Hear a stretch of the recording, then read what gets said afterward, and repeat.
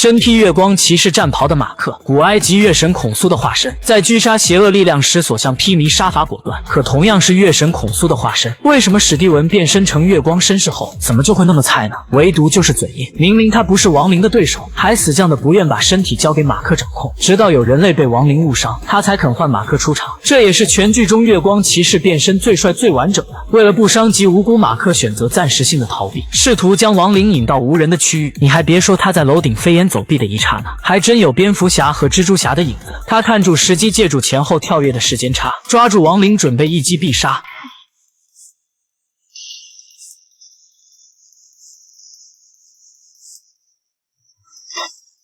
但坏消息是，马克脱去战袍后发现圣甲虫不见了，那之前的一切不就白忙活了吗？此时圣甲虫被流浪汉捡到，并且从容地把它交给了哈罗。不过他反手就用天平审判了无辜的流浪汉。史蒂文感觉待在镜子里很不自在，要求马克将身体还给自己。可此时马克却反悔了，因为他的使命还没有完成。这可能就是史蒂文不愿交出身体的原因吧。孔苏突然现身，命令马克赶紧前往开罗，去阻止哈罗复活阿米特的计划。事成之后，他才会还马克自由，不然他的下一任化身就会是马克的妻子。明明是正义之神，为什么非要用妖邪呢？原来只有圣甲虫能找到阿米特的墓穴。很快哈罗就带着信徒到达了指定位置，同时也得知马克已经赶到了开罗。但此刻他离成功只有一步之遥，根本就不在乎敌对方的存在。为了找出哈罗，马克逼问当地贩卖文物的小混混，都说强龙不压地头蛇，他们又怎么可能会乖乖配合？为首的大哥还想耍帅，没想到却被马克哐哐怼脸。即便没有月光，但月光骑士还是月光骑士。就在小混混命悬一线时，史蒂文突然出现，开始劝他住手，甚至要趁机夺回身体的掌控权。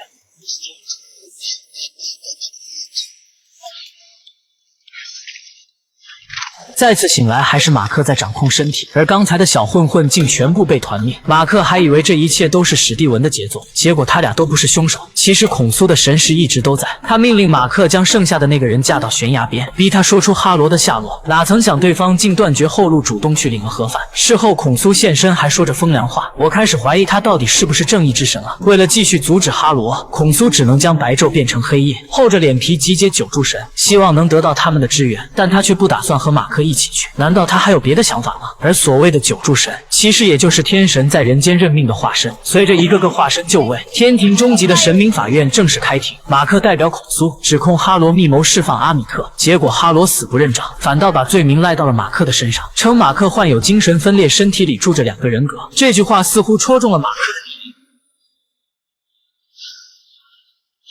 底。We will not tolerate violence in this chamber.